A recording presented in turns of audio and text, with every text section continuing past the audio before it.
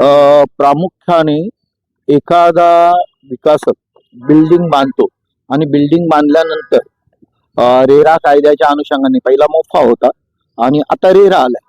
आता हा रेरा आल्यानंतर सी रेरा म्हणजे सेंटर रेरा आणि MH रेरा म्हणजे आपला महाराष्ट्राचा रेरा आपण आणि तो मी स्वतः बनवलाय त्यामुळे मला त्याची माहिती आहे. अनेक सोसायट्यांमध्ये बिल्डरला त्यामध्ये रेरामध्ये लिहिलेलं आहे की 60% ऑक्युपन्सी आणि किंवा 3 महिने तुमचं जेवढे फ्लॅट गेलेले आहेत त्या अनुषंगाने तुम्हाला डीम कन्व्हिन्स करून दिले पाहिजे.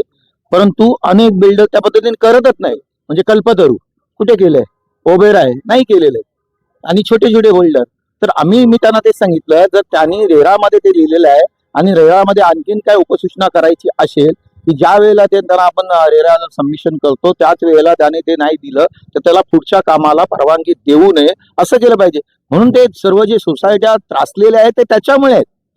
त्यामुळे त्या कायद्यामध्ये हा एक बदल करून दिला पाहिजे आणि त्यांना जर झालं DDRच्या माध्यमातून त्यांच्या हस्तांतर मानवी हस्तांतर टीम कन्व्हिन्स हे त्यांना किती या ठिकाणी संस्था आल्या आता जवळजवळ 35 ते 40 पर्यंत सोसायट्या आलेल्या आहेत आणि ज्यांना आणखीन कळेल तशा ते येतील. तशा पद्धतीने प्रत्येक सोसायटीला त्यांना त्याच दिल्या ना की यांचं सर्व त्यांना कसं वाटतं एक बिल्डर असं म्हणजे पहिल्याने पैसे घेताना चांगला बोलतो आणि नंतर तो त्याचं रूप दाखवतो वेगळं रूप की तो काहीतरी मोठा हे आहे आणि लोकांना सतवतो सोसायट्यांना सतवतो. पण आमच्याकडे कायदा आहे त्या कायद्याचं इम्प्लिमेंटेशन त्यांनी करायला पाहिजे, DDRने केलं पाहिजे. त्यामुळे त्यांना आता त्यांच्या विभागामध्ये असलेल्या डेव्हलपरना पहिल्या त्यांच्या नोटीस झाल्या पाहिजे कायदा रेरा तुम्ही वापरताय, रेराचा यूज आम्हाला करायचा आहे त्या पद्धतीने तुम्ही ते केलं पाहिजे. अशा पद्धतीने पहिलं जाणं आता नोटीस आहे. हे जे कार्यालय आहे हे उत्तर पश्चिम विभागातील सोसायट्यांकरता हो हो हो हे जे कार्यालय आहे आपल्या उत्तर पश्चिमसाठी मुख्य त्यांना मिळत नव्हती जागा ती अंधेरीची पण तशाच पद्धतीने त्या अंधेरीला आपण केली आणि आता ही सर्व बाकीच्या लोकांची आणि हे मुख्य लवेकर साहेब जे आहेत ते त्याचं मुख्य आहेत. त्यामुळे आता आरेमध्ये आपलं नेहमीच येणं जाणं असतं. त्यामुळे रोजच आता ज्या ज्या सोसायट्या येतील त्या मी त्यांना घेऊन येणार, ते पण जाणार त्यांच्या तिथे आणि त्या पद्धतीने लोकांची कामं होऊन जातील. संस्थेला फायदा जास्तीत जास्त मिळावा यामुळे स्वयं विकासाचा जिहाद देखील सप्टेंबर 2021 मध्ये आलेला आहे आणि त्याचे बरेचसे नियमावली जे इम्प्लिमेंटेशन आहे ते देखील इकडे आपल्याला दिसतात की बरेच जिहाद जे आहे ते अनुषंगाने आलेले आहेत. एक्झाम्पल म्हटलं तर सेल्फ फ्री डेव्हलपमेंट मध्ये तुम्हाला स्टॅम्प ड्युटी जी तुमच्या फ्लॅटची आहे ती 1000 रुपयामध्ये करू शकता. सेल्फ फ्री डेव्हलपमेंट मध्ये GST मध्ये मोठे बेनिफिट्स मिळतात तुमच्या स्वतःच्या फ्लॅट प्रपोज फ्लॅट वरती.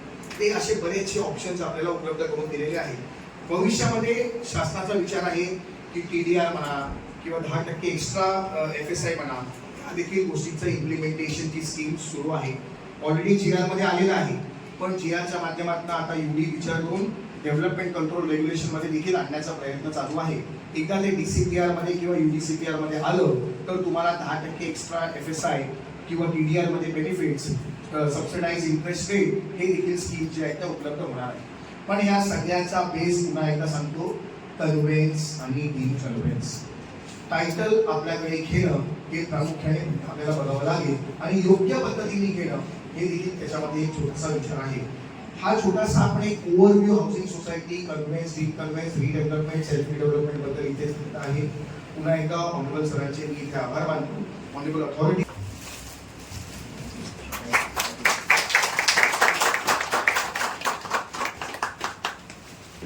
शंभर संस्था आहेत तिथं आता करताना आपल्याला अडचण येतात की आपल्या सर्क्युलर प्रमाणे आपण त्यांना प्लिंथ एरिया देऊ शकतो.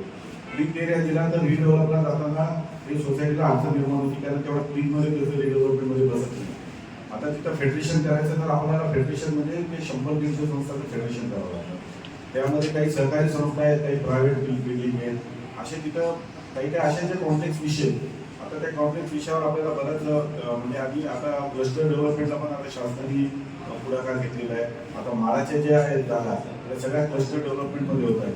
त्याबाबतीत काल हायकोर्टाने पण एक चांगली ऑर्डर दिली आहे आणि क्लस्टर डेव्हलपमेंटमध्ये जास्तीत जास्त डेव्हलपमेंट झालं पाहिजे आता कालच हायकोर्टाची मोठी ऑर्डर आलेली आहे. त्यामुळे तिथं आपल्याला आता क्लस्टर डेव्हलपमेंटमध्ये सेल्फ डेव्हलपमेंटमध्ये जाऊन आपल्या सभासदांना कसा फायदा घेता येईल त्यासाठी आपल्याला थोडं प्रयत्न करावा लागणार. त्यासाठी सरांच्या पद्धतीनं आपण हे जे काही इश्यू आहेत ते आपण आपल्या इकडे सॉल्व्ह करू. आता परब साहेबांनी मार्गदर्शन केलेलंच आहे.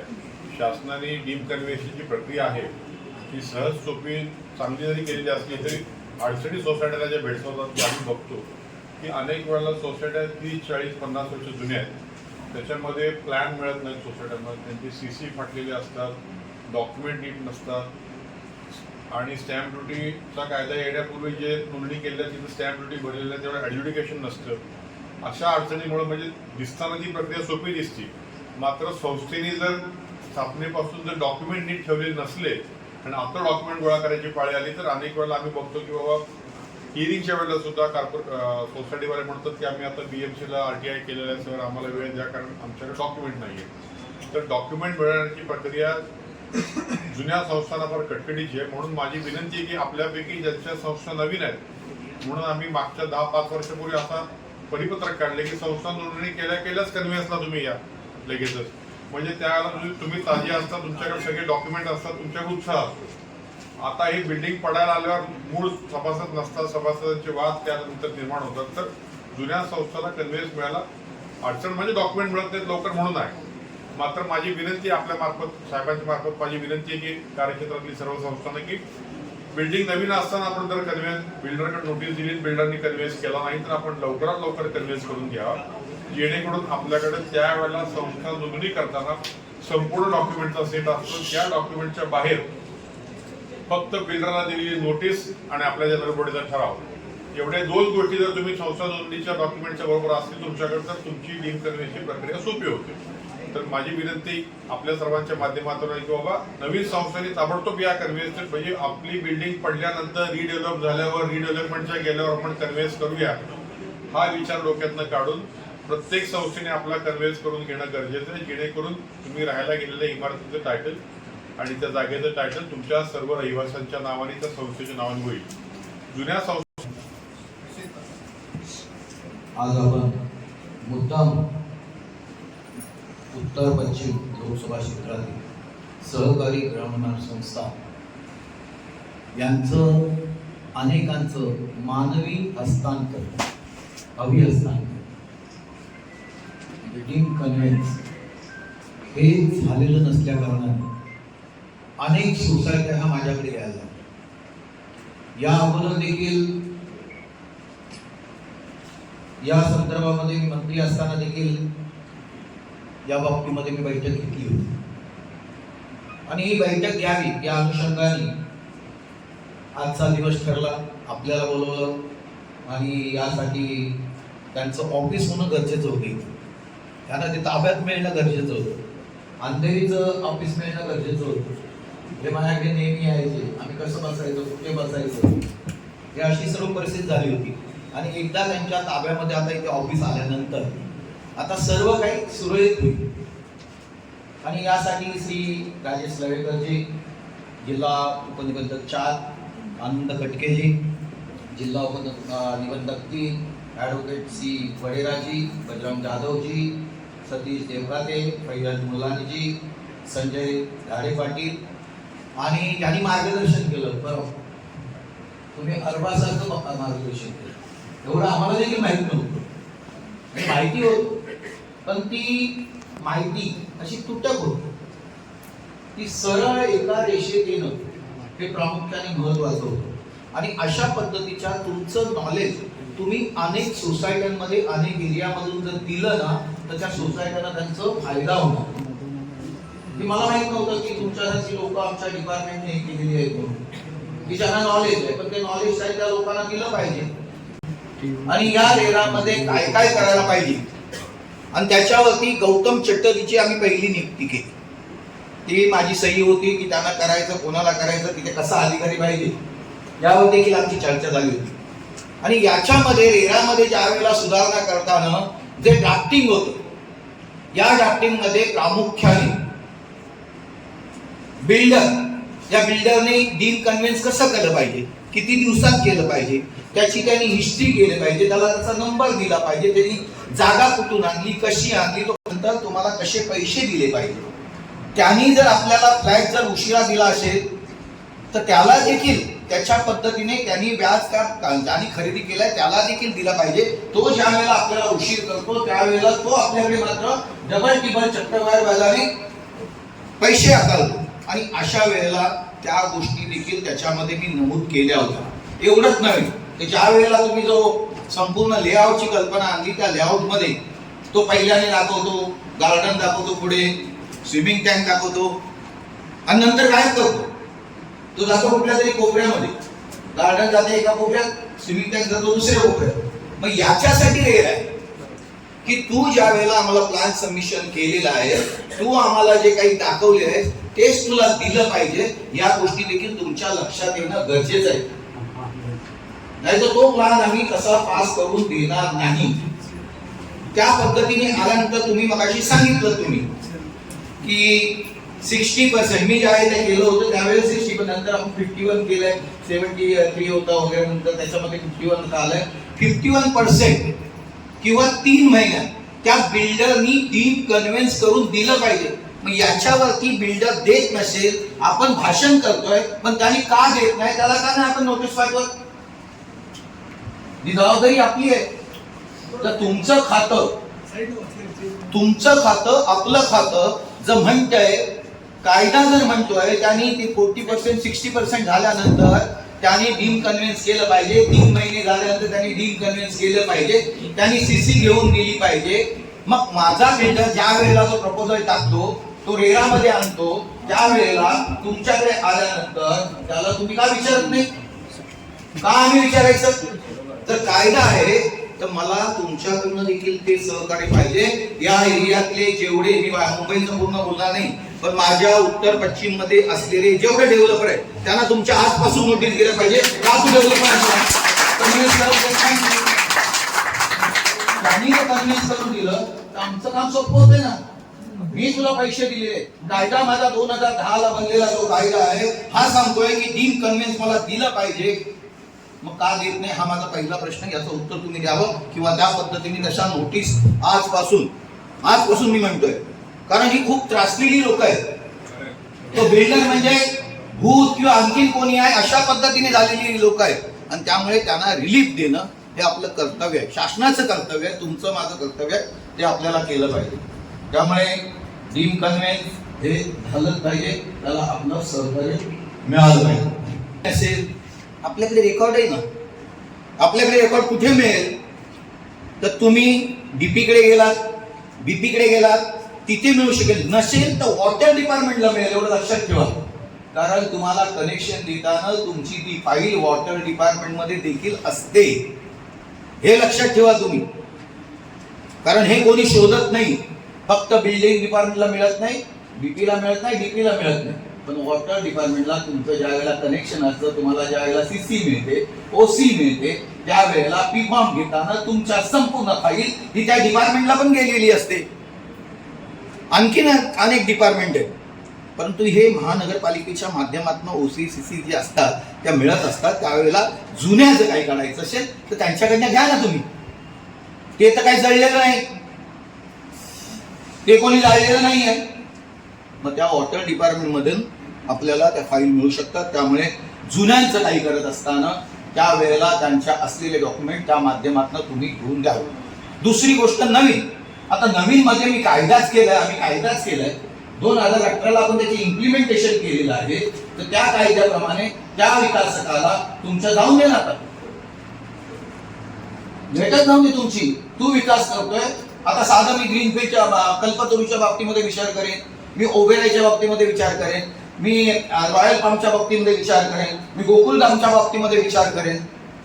गोकुलधामच्या बाबतीमध्ये तुम्ही विचार केला त्यावेळेला 1985 साली आपल्याकडे जो कायदा आला, ULC कायदा आला, आणि ULC कायद्याच्या अंतर्गत 5000 स्क्वेअर मीटरच्या वरच्या जे काही जागा असतील त्या गरिबांसाठी घ्याव्या, त्या अनुषंगाने आपण कायदा आणला.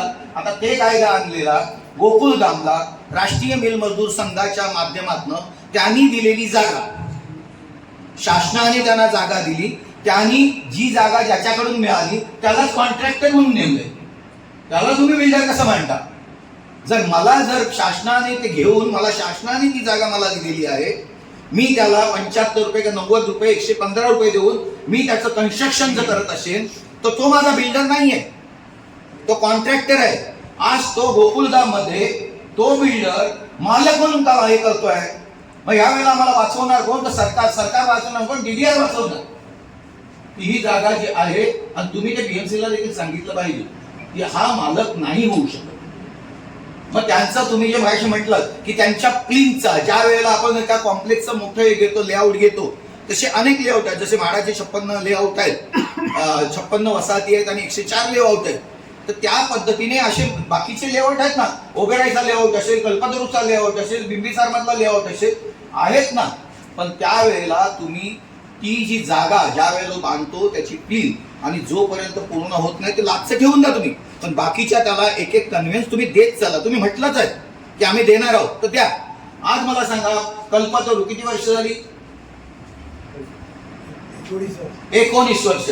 आता कल्पतरू सारखा मनुष्य 19 वर्षामध्ये डीम कन्व्हेन्स, मी तर सांगेन तुम्ही 2018 पासून घ्या, 18 पासून घ्या, तो त्यांना डीम कन्व्हेन्स देत नाही. मग त्याला दुसरं बांधकाम करायला शासन का देतं?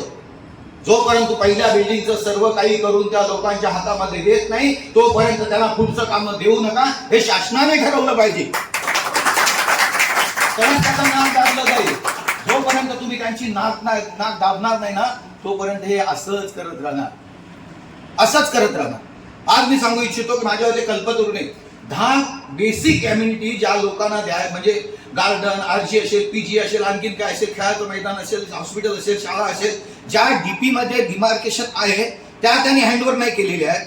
10 ऍक्टिव्हिटी लोकांपासून वंचित ठेवलेल्या आहे, तरी कल्पतरूला नवीन ठिकाणी नवीन प्रोजेक्ट बांधायला देतात. का देतात? बिल्डरनी अशा पद्धतीने चोऱ्या करून लोकांच्या तोंडावरती मारून वेगवेगळे प्रोजेक्ट करायचे आणि लोक सफरिंग व्हायचे. तर ते कुठेतरी आपल्याला या बाबतीमध्ये बसायला लागेल, करायला लागेल. मग त्यामध्ये तुमचं डिपार्टमेंट असेल, महानगरपालिका असेल, युडीने ते करायला पाहिजे. युडीच्या माध्यमातून जर आम्हाला हे होत असेल तर युडीने ह्या सर्व गोष्टी रेक्टिफाय करायच्या, सिम्प्लिफाय करणं हे प्रामुख्याने महत्वाचं आहे. आणि त्यामुळे या लोकांना वाटत होतं आपलं डिपार्टमेंट म्हणजे वाघ आहे. हे पण सांगतो तुम्हाला, तो राक्षस आहे. पण आपलं डिपार्टमेंट देखील वाघ आहे. इथे आल्यानंतर आम्हाला फेऱ्या मारायला लागतात, हे करायला लागतात, ते करायला लागतात. मग अडून का राहिले ही लोक? अडून का राहिली? तर ही अडून न राहता आपल्याला आजपासून, मला माहित नाही लवेकर आहे, त्यांनी माझ्याबरोबर काम केलेलं आहे, बाकीच्या लोकांनी देखील काम केलं. कुठे गेलं तुम्हाला तो ओळखतो. बाकीच्या लोकांनी देखील माझ्याबरोबर काम केलेलं आहे, हाऊसिंगला असताना किंवा महाराष्ट्र शासनामध्ये असताना. तर त्या पद्धतीने आपण यांना आपलं समजून त्यांच्याकडे जाऊया, आपलं समजून त्यांची कामं करूया. एकदा तुम्ही म्हणता की बिलाबेड कंडिशन मध्ये आल्यानंतर नंतर प्रॉब्लेम होणार, पण आता माझ्या हातामध्ये आहे, 3 महिन्यात त्यांनी केलंच पाहिजे, त्या विकासाने करून दिलं पाहिजे. हा कायदा तोडतो कोण? तो विकासक तोडतोय. मग तो कायदा जर विकासक तोडत असेल तर त्याला शासनाचा चाबूक हा मारलाच पाहिजे. मग तो कोणताही विकासक असून दे, कोणताही विकासक असून दे. त्यामुळे आजपासून आपण, मला देखील आता ह्या खात्याकडे मी कधी लक्ष दिलं नव्हतं संबंधित बाबतीत, परंतु काय एका दुसरी केस असेल तर मी आमच्या इकडे असलेल्या लोकांना बोलवून घ्यायचं, म्हणजे जोगेश्वरीच्या बाबतीतलं. पण नंतर मला कळलं की अंधेरीमधून देखील अनेक कंप्लेंट आहेत, अनेक ठिकाणून अनेक आहे. मग म्हटलं चला आपण यांच्या इथे जाऊया, यांचं ऑफिस झाल्यावर आपण बैठक घेऊया आणि त्या पद्धतीने आपण त्यातनं मार्ग काढूया. त्याच्यामध्ये दुसरं देखील आहे, आता आलेले बहुतेक सोसायटीचे अध्यक्ष किंवा सेक्रेटरी असतील. तुम्ही देखील एक लक्षात ठेवा, त्या खुर्चीवरती बसल्यानंतर ही सोसायटी माझी आहे, तो मेंबर माझा आहे. त्या खुर्चीवर बसल्यानंतर तुम्ही अध्यक्ष म्हणून त्या लोकांशी तसं तुम्ही ऍक्टिव्हेट होऊ नका. अनेक सोसायटीचे चेअरमन आणि अधिकारी असेच करतात. तुम्ही जे म्हटलेत ना की त्यांनी त्याचं डॉमिनेशन करून दिलं पाहिजे, त्यांनी त्याचं हे करून दिलं पाहिजे, आज सर्व इथे आले असल्या कारणाने तुम्ही देखील त्यांच्याशी त्या पद्धतीने वागा. त्यांच्या काही त्रुटी असतील तर आपल्याला करायच्या आहे. त्या खुर्चीवरती बसलेला आपल्याला त्या खुर्चीचा मान राखायचा आहे. मी त्या खुर्चीवर देखील निर्णय घेतलेला आहे की सशुल्क होतं त्यांना देखील, आणि त्याच्यामुळे माझ्या आरे कॉलनीतील सर्व लोक चांगली वाचली. त्या लोकांना आता त्यांची हक्काची घरं आम्ही देऊ शकू. चांगला निर्णय. वन विभागामध्ये असलेल्या लोकांचा देखील तसाच आहे. आणि मी तो विषय दिल्लीला देखील काढला होता. आणि दिल्लीला काढला, त्यांना म्हटलं ती माणसं आहेत, तुम्ही त्यांना बेसिक अम्युनिटी देणार नाही, पाणी नाही, लाईट नाही, इलेक्ट्रिसिटी नाही, तर काय उपयोग आहे त्याचा? ते जिथपर्यंत राहतात कोणाला काही हाऊस नाही आणि त्यामुळे शासनाने देखील अफोर्डेबल घरं बांधली पाहिजे.